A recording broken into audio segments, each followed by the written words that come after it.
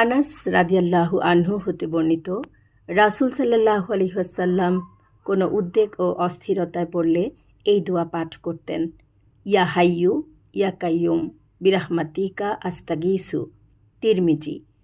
অর্থ: হে চিরঞ্জীব, হে চিরস্থায়ী, তোমার কাছেই বিপদ মুক্তির প্রার্থনা করছি।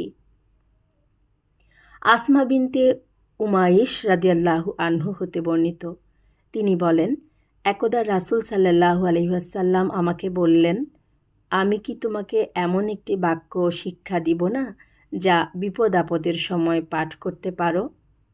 উহা হলো, আল্লাহু আল্লাহু রাব্বি লা উশরিকু বিহি শাইয়ান।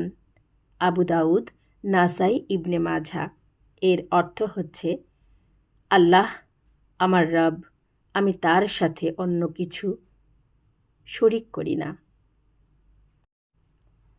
লা ইলাহা ইল্লা আন্তা সুবহানাকা ইন্নী কুনতু মিনাজ জালিমিন। সূরা আম্বিয়া আয়াত ৮৭। তিরমিজি।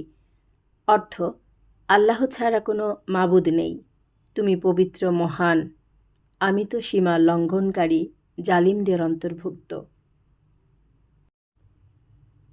ইন্না লিল্লাহি ওয়া ইন্না ইলাইহি রাজিউন। আল্লাহুম্মা আজিরনি ফি মুসিবাতি ওয়া আখলিফলি খাইরাম মিনহা। মুসলিম।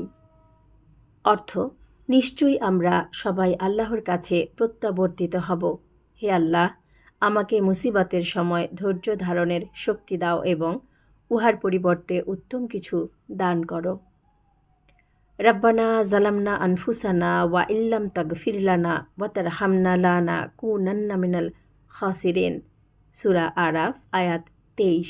অর্থ: হে আমাদের রব, সীমা অতিক্রম করেছি আমরা আমাদের আত্মার সাথে।